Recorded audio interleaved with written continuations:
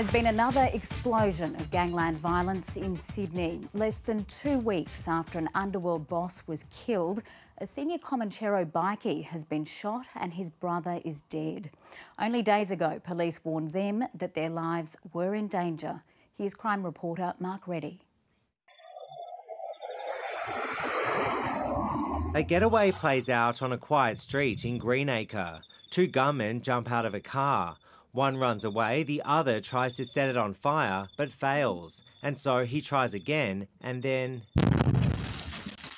The explosion was so big, it shook houses. We watching TV, and then suddenly we heard a loud bang. All of a sudden, when we actually look out, it's actually a bomb fire, basically, in the car. Parents with young children watched on as flames took hold and the shooter took off. A second getaway car was also set alight in Barella. 20 minutes earlier, they opened fire on a crowded gym in Auburn. Comanchero bikie Tarek Zahed and his brother Omar were the targets. I just tried to hide myself behind the treadmill, and I just scared I will get shoot. Peppered with bullets, the 41-year-old was shot in the chest, legs, arms and head and managed to survive. Police and paramedics were unable to revive his 39-year-old sibling. Two gunmen are on the run. That is quite shocking, it is disturbing and it is unacceptable. Police have several theories, including that this shooting could have been in retaliation for the murder of Mahmoud Ahmad less than 2 weeks ago. We are talking about a small number of people who are causing fear in our community, and we will not tolerate it. Police believe the Zahed brothers were being closely watched by their enemies for quite a while. The men would regularly train at this gym most nights at around the same time they were targeted, but despite being warned their lives were in danger, they kept the same routine.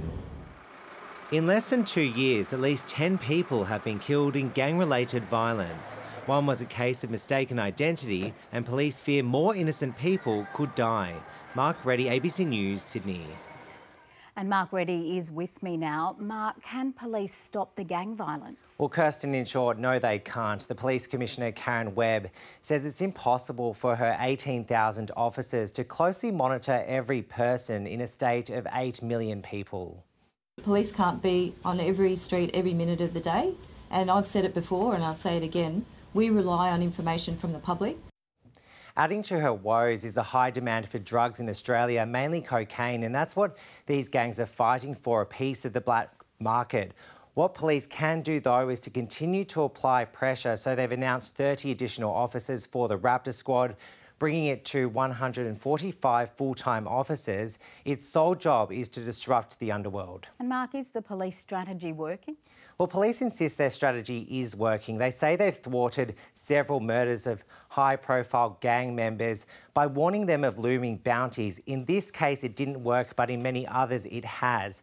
Police say court orders are also being used to take the strength out of gangs, cutting off their communications and preventing them from moving around Sydney. Crime reporter Mark Reddie.